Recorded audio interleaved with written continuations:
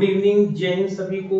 आप सभी का आपके ई शिक्षा संवाद यूट्यूब चैनल और जूम क्लास में स्वागत है, जिसमें हम लोग एनटीए यूजीसी नेट के अकॉर्डिंग तैयारी कर रहे हैं। और हम लोग जो डिस्कस कर रहे हैं यूनिट 9 को डिस्कस कर रहे हैं, जो कि educational management, administration and leadership है। शैक्षिक प्रबंधन, प्रशासन एवं नेतृत्व है, आपका नेतृत्व शैली है इसमें, जिसमें हम लोग यूनिट 9 के अभी हम लोगों ने 2 या 3 क्लासों के माध्यम से हम लोगों ने टॉपिक को डिस्कस कर रखा है। तो अभी पिछली क्लास में जो हम लोगों ने डिस्कस किया था उसमें था हम लोगों का पार्ट हम लोगों ने कल की डेट में डिस्कस किया था मैनेजमेंट एज अ सिस्टम, हम लोगों ने डिस्कस किया। शॉर्ट एनालिसिस हम लोगों ने डिस्कस कर लिया है। आज हम लोग टेररिज्म के बारे में डिस्कस करेंगे। किसके? टेररिज्म के। ठीक, किसके बारे में याद करेंगे? वो टेररिज्म के बारे में हम लोग डिस्कस करेंगे। ठीक, टेररिज्म के बारे में हम लोग डिस्कस करेंगे। टेररिज्म के बारे में बात करेंगे। किसके? हम लोग टेररिज्म के बारे में बात करेंगे। टेररिज्म क्या होता है? वैज्ञानिक प्रबंधन सिद्धांत इन्होंने दिया है। क्या दिया है? वैज्ञानिक प्रबंधन सिद्धांत दिया है इन्होंने। लिखेंगे साइंटिफिक मैनेजमेंट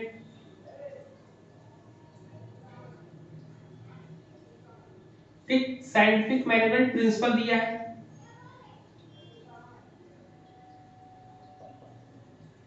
ठीक, प्रिंसिपल दिया आपका साइंटिफिक मैनेजमेंट प्रिंसिपल दिया है। तो इसके बारे में हम लोग डिस्कस करेंगे। सबसे पहले अगर पूछा जाए, कभी कभी एग्जाम में 1 नंबर में क्वेश्चन आ सकता है कि एफ.डब्ल्यू. टेलर का जन्म कब हुआ था। तो इनकी जो डेट ऑफ बर्थ है आपकी 20 मार्च है आपकी। ठीक, 20 मार्च है। सन कौन सा है? सन 1856 ईस्वी में इनका जन्म होता है। ठीक है, कहते हैं कि F W. Taylor was born in a German town in Pennsylvania on March 20 1856। कहते हैं कि एफ.डब्ल्यू. टेलर का जन्म जो है 20 मार्च 1856 ईस्वी को पेंसिल्वेनिया के एक जर्मन शहर में हुआ था। इनका योगदान जो है वैज्ञानिक प्रबंधन के दृष्टिकोण को, मतलब कहते हैं कि the contribution of Taylor for the scientific management approach, दृष्टिकोण जो है वैज्ञानिक प्रबंधन जो दृष्टिकोण है approach can be traced in his major writings. मतलब इन्होंने योगदान दिया वैज्ञानिक प्रबंधन दृष्टिकोण के लिए। जो टेलर का पता लगाया जा सकता है कि उनके प्रमुख, अगर इसका हम पता लगाएं तो उनके प्रमुख लेखों में हमको ये चीज देखने को मिलती है। इन्होंने क्या कहा? इन्होंने कहा है कि टेररिज्म क्या है कि अगर इसकी बात को हम सीधे तौर पे समझें तो इन्होंने कहा है किसी भी कार्य को अगर हम करने जाते हैं, मान लो कोई कंपनी है, उस कंपनी में अगर हम काम करने पर हमें भाईचारे का संबंध नहीं देखना है, तो वहां पे प्रोडक्ट एंड वर्क का संबंध देखना है हमें। ठीक, कि हमारा प्रोडक्ट कितने समय में तैयार हो जाएगा। इसमें क्या कहता है सर? हाँ बोले सर। इनका नाम आप क्या बोले हैं? F W. Taylor, Frederick Winslow Taylor बोलते हैं। ठीक है ना, Frederick Winslow Taylor. F W. Taylor इनका नाम है। इन्होंने कहते हैं कि F W. Taylor's importance ideas on scientific management approach are, आप लोग म्यूट कर लो, scientific management approach are explain in his writing written. उन्होंने इनकी एक क्या की, ए पीस रेट सिस्टम। ठीक है, इन्होंने अपने लेख लिखा है। इनका लेख जो है एक पीस रेट सिस्टम में उन्होंने 3 बुनियादी सिद्धांत प्रतिपादित किए हैं। किसमें लिखेंगे? इनकी एक बुक या इन्होंने जिसमें एक लेख लिखा है उसका नाम क्या है? A piece rate system. ठीक, ए पीस रेट सिस्टम में इन्होंने कितने प्रिंसिपल की बात बताई है? इन्होंने 3 प्रिंसिपल को बताया है।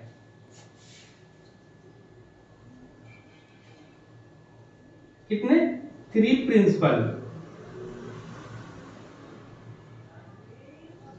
ठीक, 3 प्रिंसिपल्स के बारे में कि व्यावहारिक तौर पे वैज्ञानिक प्रबंधन के लिए अगर हम बात करें कि इनका वास्तविक रूप में जो है वैज्ञानिक प्रबंधन के सिद्धांत में टेलर ने 4 नए सिद्धांत तैयार किए हैं। ये 3 सिद्धांत तो एक अलग बात थी कि मतलब इसमें जो है कि ये पीस रेट सिस्टम में 3 सिद्धांत दिया, लेकिन जो प्रचलित है वो सबसे ज्यादा इंपॉर्टेंट है, जिनके 4 सिद्धांत है आपके।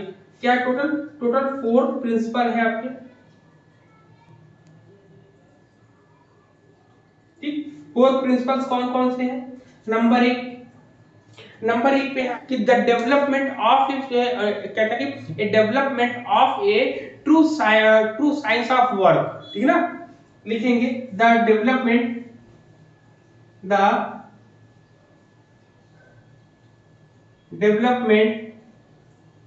ठीक, लिखेंगे द डेवलपमेंट ऑफ, ठीक, the development of A true, ठीक है, the development of a true science of work, science of work, ठीक है। मतलब कह रखा है कि काम के एक सच्चे विज्ञान का विकास करना, ठीक है। काम के एक सच्चे ज्ञान का विकास करना है, काम के एक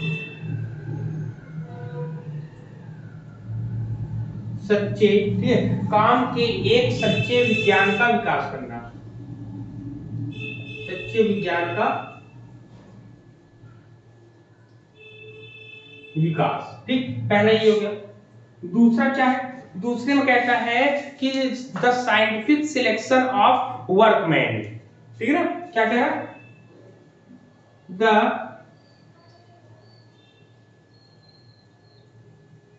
द साइंटिफिक सिलेक्शन ऑफ, ठीक है, the scientific selection of workman,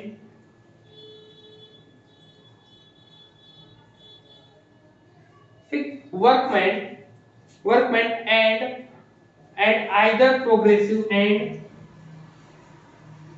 ठीक है, and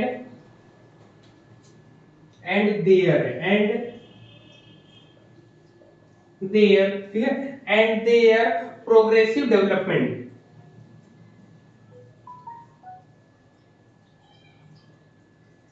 and their progressive development,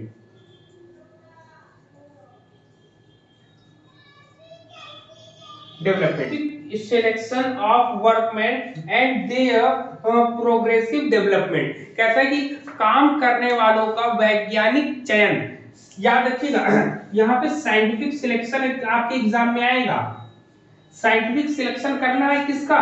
workman का, मतलब काम करने वाला में इंपॉर्टेंट है आपका। देखिए सबसे पहले आपका क्या है कि science of work, science of work, ठीक है ना। विज्ञान का साइंस ऑफ वर्क में कह रहा है कि सच्चे, मतलब कि कह रहा है कि साइंस ऑफ वर्क मतलब वैज्ञानिक कार्य करने के लिए, वैज्ञानिक कार्य करने के लिए कह रहा है कि the development of A true science of work, मतलब एक काम के एक सच्चे विज्ञान का विकास करना, सच्चे विज्ञान के विकास करने की बात कर रहा है। दूसरा क्या कह रहा है कि साइंटिफिक सिलेक्शन करना है, वर्कमैन का करना है। वर्कमैन का जो काम करने वाले हैं उनको ऐसे ही नहीं कि कोई भी आ जाए उनको हम सिलेक्शन कर ले ना। वैज्ञानिक का चयन का मतलब है कि जो जिस काम के लिए उपयोगी हो उसको हम सिलेक्शन करें, उसको हम काम दें, ठीक। ऐसा नहीं कि भाईचारा है, भाईचारे से हमने उसको ले लिया, फिर कुछ दिन बाद उसको हमने काम सिखाया तब वो काम करना शुरू करेगा, तो ऐसा नहीं है। इसमें कहता है जो जिस चीज का एक्सपर्ट होगा उसको वही चीज काम दिया जाए। यहाँ पर क्लियर ये पॉइंट, इस पॉइंट को लिख लो। हम देखेंगे तीसरा पॉइंट क्या है आपका। तीसरे पॉइंट में आता है, कहता है कि bringing together of science of work, लिखेंगे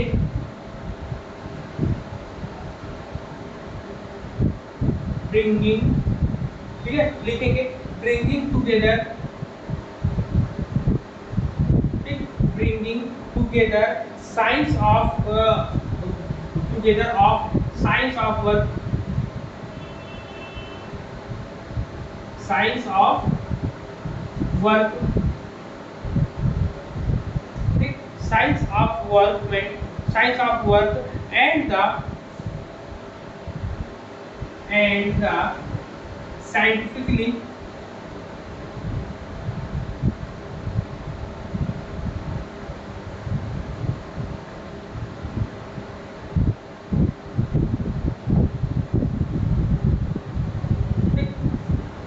bringing together of size of work and the scientifically and the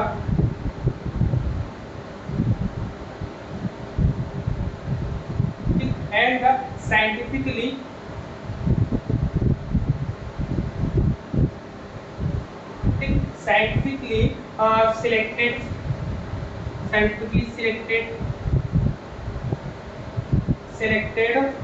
selected worker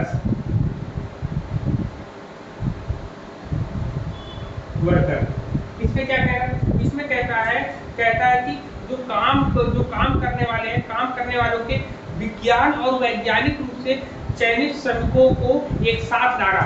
मतलब क्या है, यहाँ पे क्या है आपका, सबसे पहले सिलेक्शन करना है, ठीक है। दूसरे में क्या कह रहा है, सिलेक्टेड वर्कर्स को एक साथ लाना है।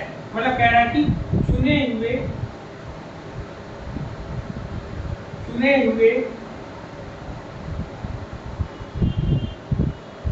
कामगारों को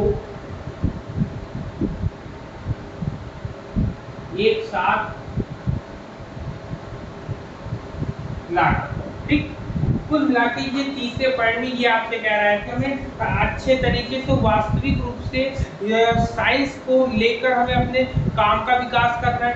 दूसरे में कह रहा है कि हमें सिलेक्शन करना है, तो वैज्ञानिक तरीके से सिलेक्शन करना है। तीसरा कह रहा है जब वैज्ञानिक तरीके से सिलेक्शन कर लिया तो चुने हुए लोगों को एक साथ लाने का काम करने की बात कह रहा है, ठीक है ना।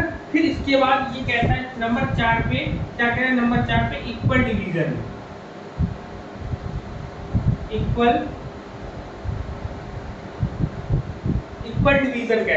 कहता है कि the equal division of work and responsibility, equal division of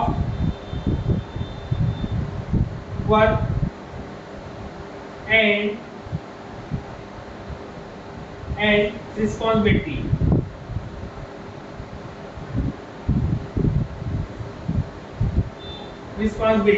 ठीक है ना। मतलब कह रहा है कि चुने हुए लोगों को एक समान काम का बंटवारा करना और प्रबंधन के बीच जो जिम्मेदारी दी है उन जिम्मेदारियों को सौंपना। चौथे के हिंदी में क्या कह रहा है कि जो काम करने वाले हैं काम का समान बंटवारा करना, मतलब जो वर्क है वर्क का समान रूप से बंटवारा करना और प्रबंधन के बीच जिम्मेदारी।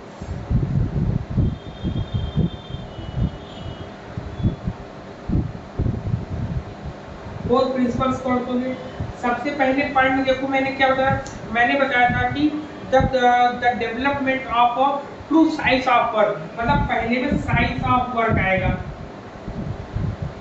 साइज ऑफ वर्क आएगा पहले में, शॉर्ट में ये बना दो।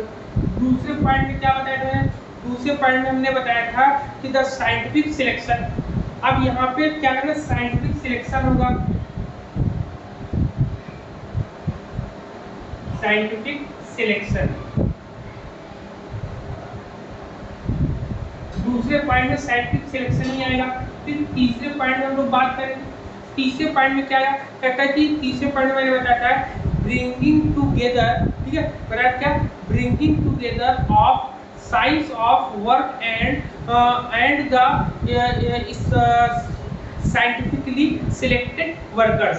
क्या है कि साइंटिफिक सिलेक्टेड वर्कर को एक साथ लाना है, टुगेदर करना है। कह रहा है कि टुगेदर,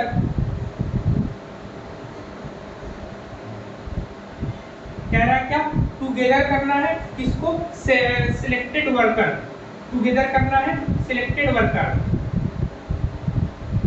सिलेक्टेड वर्कर। मतलब टुगेदर का मतलब होता है एक साथ लाना, किसको, चयनित चुने हुए जो काम करने वाले लोग हैं उनको एक साथ लेकर आना है। फिर चौथे पॉइंट में हम लोगों ने क्या कहा था, चौथे पॉइंट में कहा कि जो है equal division of work and responsibility, है ना। देखेंगे द लिखेंगे द इक्वल डिवीजन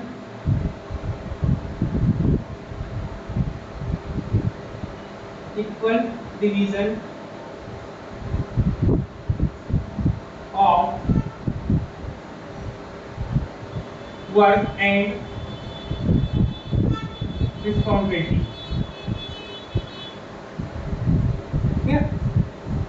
और रिस्पॉन्सिबिलिटी,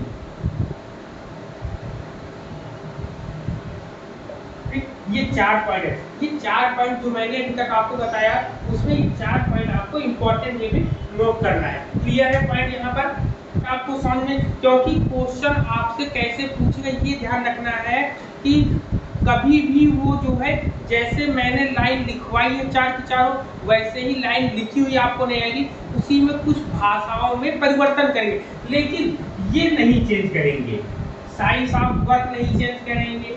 साइंटिफिकली सिलेक्शन, वैज्ञानिक तरीके से चुनना, वैज्ञानिक चुनाव करना हो जाएगा।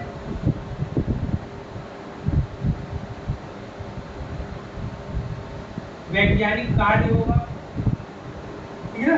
और चुने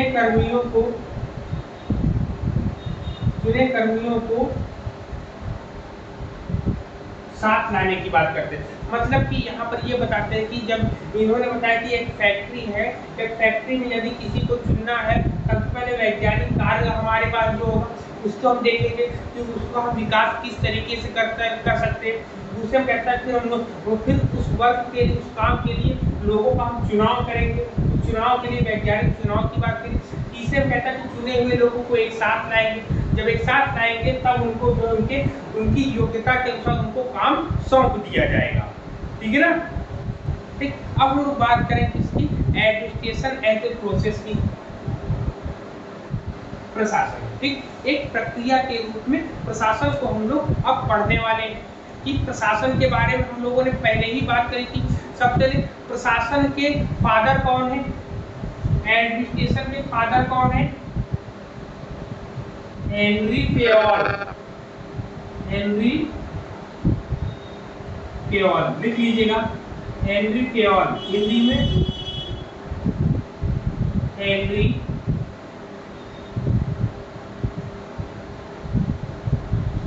फेयोल। ठीक, हेनरी फेयोल जो है प्रशासन के फादर माने जाते हैं, ठीक है। 1916 में ये सिद्धांत दिया था या ये एडमिनिस्ट्रेशन के बारे में बताया था। ठीक, कह सकते हैं हम कि Henri Fayol is regarded as the founder of managerial approach. ठीक, प्रबंधकीय दृष्टिकोण दिया था। क्या दिया था? Managerial grid. ठीक, चलिए मैनेजरियल ग्रिड के बारे में।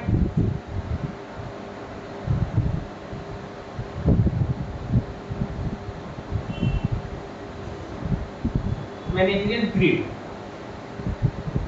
ठीक, मैनेजरियल ग्रिड के बारे में अगर हम बात करेंगे तो ये इन्होंने ही दिया। और इसके साथ साथ कहा जाता है कि बाद में जो है इसको और लोगों ने, गुलिक ने और उर्विक ने इनके कार्य से प्रभावित हुए, बहुत ज्यादा प्रभावित हुए थे, ठीक है ना। उर्विक, और आप बताओ उर्विक का नाम और लूथर गुलिक का नाम क्यों प्रसिद्ध है? लूथर गुलिक और उर्विक का नाम क्यों आता है? गुलिक और उर्विक का नाम क्यों आता है? और सुना है ना, पोस्टकॉर्प को किसने दिया था? POSTCORP।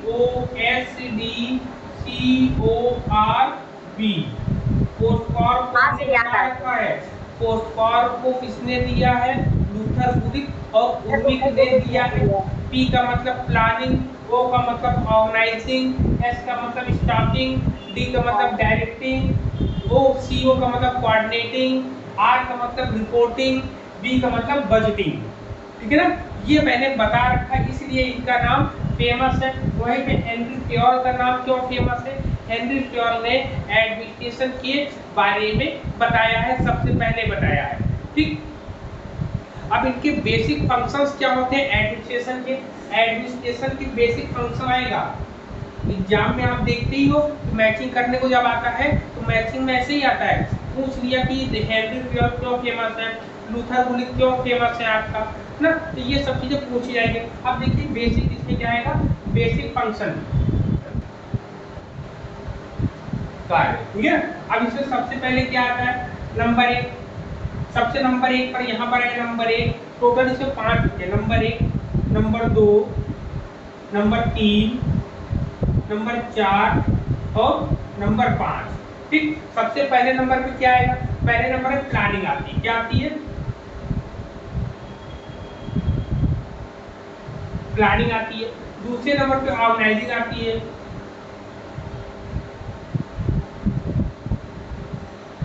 ठीक, ऑर्गेनाइजिंग आती है। जब ऑर्गेनाइजिंग या ऑर्गेनाइजेशन, प्लानिंग में होता है योजना, क्या बोलते हैं हम लोग, योजना बोलते हैं, इसको संगठन बोलते हैं, संगठन। तो पहले प्लानिंग आता है, मतलब कि पी आया, फिर ओ आया, पी ओ के बाद क्या आया, सी ओ आया आपका, सी ओ का कमांडिंग होती है, क्या होती है, कमांडिंग,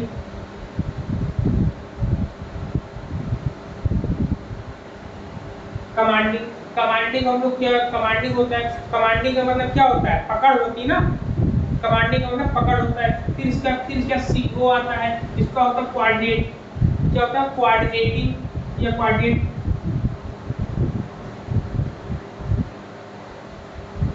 कोऑर्डिनेशन जिसको कहते हैं समन्वय,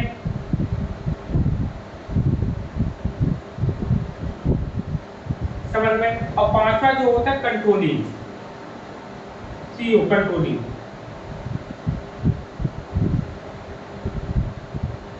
कंट्रोलिंग होता है। तो ये आपका इंपॉर्टेंट है, ये 5 है आपके, 5 के पांचों को आपको याद रखना है, कमांडिंग, कंट्रोलिंग, ठीक है, इसको बोलते हैं नियंत्रण, कमांडिंग कमांडिंग ही होता है,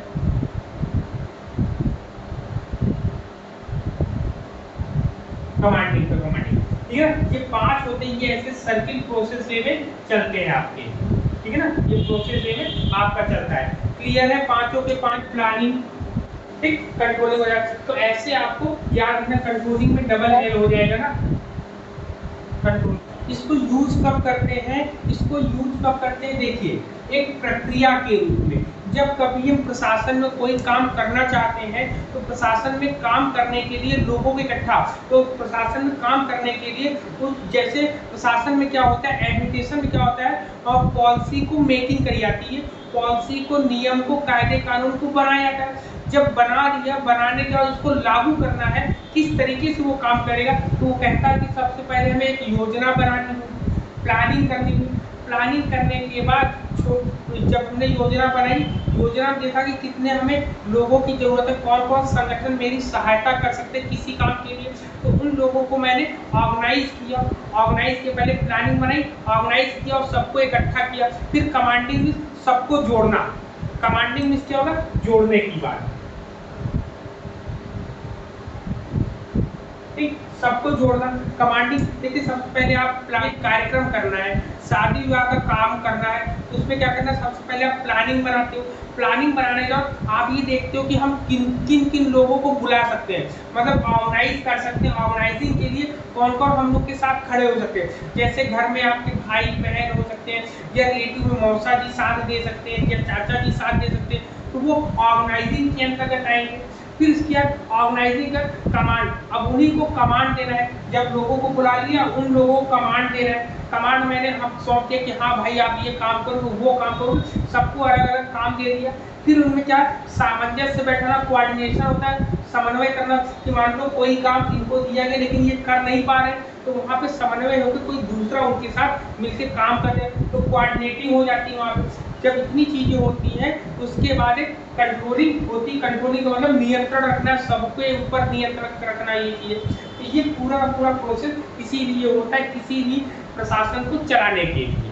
एलिमेंट्स होते हैं, मतलब एलिमेंट्स ऑफ प्रोसेस, ठीक, एलिमेंट ऑफ प्रोसेस को देखिए क्या क्या आपका आएगा, ठीक। अब इसमें आता है प्रोसेस नहीं, आपका आएगा एलिमेंट, क्या, एलिमेंट ऑफ प्रोसेस देखेंगे, ठीक। एलिमेंट ऑफ प्रोसेस मतलब प्रक्रिया के तत्व क्या है, ठीक, ये एग्जाम में भी पूछ सकता है कि एडमिनिस्ट्रेशन प्रोसेस में उसके एलिमेंट्स क्या हो सकते हैं। तो एलिमेंट्स आप बता सकते हैं। सबसे पहले नंबर 1 पर लिखेंगे क्या क्या, डिवीजन ऑफ लेबर। क्या लिखेंगे, division of labour, division of labour. ठीक है, डिवीजन ऑफ लेबर का मतलब क्या होता है, श्रम का विभाजन। क्या होता है, श्रम का विभाजन।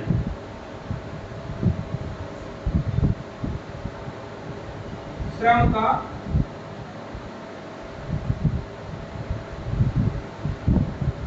विभाजन होता है। ठीक, फिर दूसरा क्या होता है, दूसरे पॉइंट में क्या होता है, श्रम का विभाजन मतलब सभी के काम करने का विभाजन, जो जिस योग्य है उसको वो काम दे दिया जाए। फिर दूसरे पर आता है अथॉरिटी।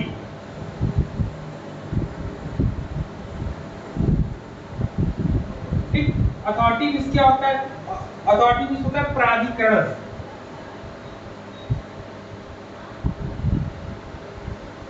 या अधिकारी, या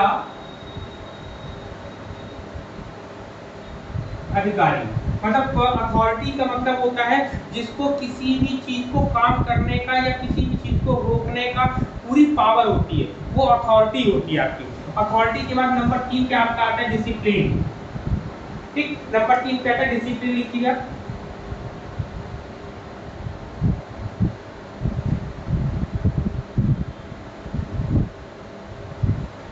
ठीक, डिसिप्लिन होता है। डिसिप्लिन में क्या होता है, अनुशासन। डिसिप्लिन का मतलब क्या होता है, अनुशासन।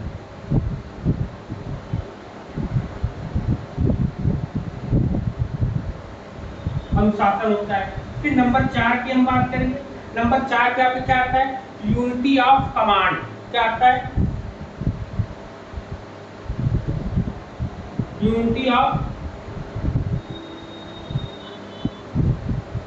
कमांड। ठीक, यूनिटी ऑफ कमांड का मतलब क्या होता है, आदेश की एकता। यूनिटी ऑफ कमांड, कमांड क्या होता है, आदेश देना, आदेश की एकता। फिर नंबर 4 के बाद नंबर 5 पर क्या आता है, नंबर 5 पे आपका आता है unity of direction. Unity of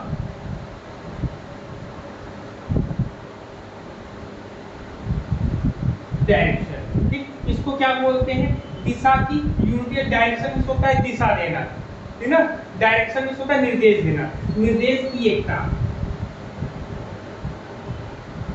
निर्देश की। अभी सबके सब पॉइंट को डिस्कस करेंगे हम लोग आपस में, ठीक है। अभी आप पहले लिख लो। फिर क्या होता है, सबऑर्डिनेशन ऑफ, देखिए subordination of,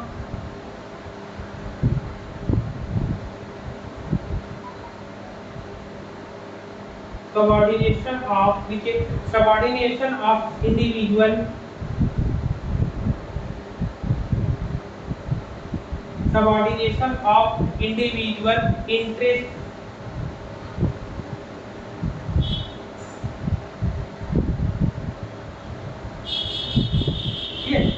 subordination of individual interest to the common good, common good। ठीक है, मतलब कि आम अच्छे, मतलब प्रत्येक अच्छे के लिए व्यक्तिगत हित की अधीनता, व्यक्तिगत हित की अधीनता। इसको लिख लिया, लिखिए, इसकी हिंदी लिखिएगा, प्रत्येक अच्छे के लिए, देखिए प्रत्येक अच्छे के लिए लिख रहे हैं। ठीक, पारिश्रमिक होता है, रेम्युनरेशन का मतलब। क्लियर, लिख लिया इतने पॉइंट सब लोग। चलो जी सर। अब हम लोग डिस्कस करते हैं। सबसे पहले इसमें क्या डिस्कस करते हैं, सबसे पहले आता है डिवीजन। इसका ये है क्या, सबसे पहले हम बात करेंगे ये होता क्या है। ये आपके एलिमेंट्स होते हैं, ये आपके तत्व होते हैं। किसके तत्व होते हैं, एडमिनिस्ट्रेशन के होते हैं। एडमिनिस्ट्रेशन में भी कहाँ के होते हैं, उनकी प्रक्रिया को चलाने के लिए होता है। तो सबसे पहला पॉइंट आपसे कह रहे हैं division of labour. Division of labour का मतलब होता है कि श्रम का विभाजन। श्रम का मतलब होता है काम करने का विभाजन, सबका काम उनके रुचि और योग्यता के अनुसार काम का विभाजन कर दिया।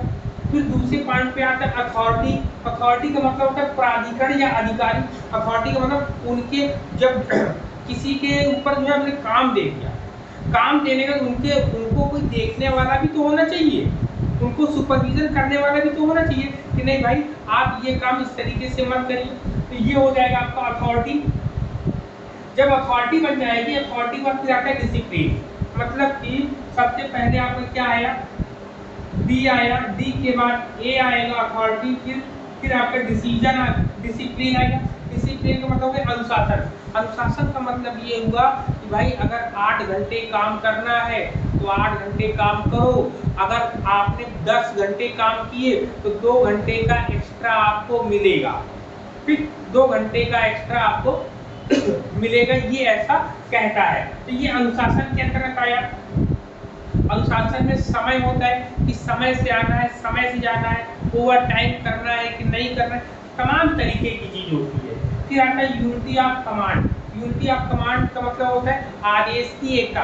मतलब यूनिटी ऑफ कमांड का मतलब होता है कि किसी भी चीज को हम अगर आदेश दे रहे हैं तो जैसे मान लो 2 सुपरवाइजर है तो आदेश की एकता का मतलब है कि सब लोग उसकी, कोई एक सुपरवाइजर है उसकी बात सब लोग सुने।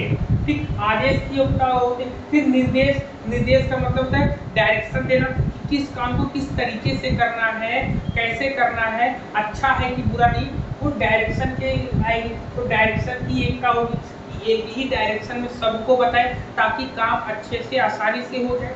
फिर आपका आता है कमांड आता है।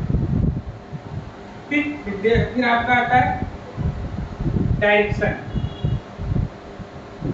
डायरेक्शन होता है, डायरेक्शन हो गया आपका। डायरेक्शन क्या, ये आपका क्या कहता है, subordination of individual interest to the common good. मतलब ये कहता है कि प्रत्येक अच्छे के लिए, प्रत्येक मतलब कोई भी व्यक्ति प्रत्येक अच्छे के लिए व्यक्तिगत हित की अधीनता। व्यक्तिगत हित की अधीनता का मतलब ये हुआ कि वहां पर उस व्यक्ति को उसके इच्छा के अनुसार काम दिया जाए ताकि वो उस काम में और बेहतर काम कर सके। ये होता है कि व्यक्तिगत रूप से कोई व्यक्ति अच्छा काम कर लेता है उसको वही काम दिया जाए जिससे वो उस काम में बहुत अच्छा तरीके से कर सके। और कहता है कि इन सब करने के बाद इनको पारिश्रमिक, पारिश्रमिक का मतलब उनका मेहनताना दिया जाना चाहिए आपका। ठीक है, क्या करें, पारिश्रमिक का मतलब मेहनताना उनका दिया जाना चाहिए। क्लियर है आपका, बताइए। जी सर, क्लियर। चीजें बात कर ली कल, अब इसके बाद इतनी चीजें बात कर ली, क्लियर है, इतने पॉइंट, सभी पॉइंट हम लोग को क्लियर हो गए हैं। इसके बाद आपका आता है ब्यूरोक्रेसी, नौकरशाही का सिद्धांत आता है ना। नौकरशाही के सिद्धांत को हम लोग पढ़ेंगे नेक्स्ट क्लास में। ठीक, कल मिलेंगे हम लोग फिर से। चलिए, आप सभी को वीडियो कैसा लगा एक बार जरूर बताइएगा, और जो भी आपके डाउट्स होंगे आप कमेंट सेक्शन में कमेंट करके उससे क्वेरी कर सकते हैं, क्वेश्चन पूछ सकते हैं, या आपके और भी जो टॉपिक ना क्लियर हो उन टॉपिक को अगर आप बताएंगे तो उन टॉपिक को लेकर भी हम लोग आएंगे। तब तक के लिए सभी को जय हिंद।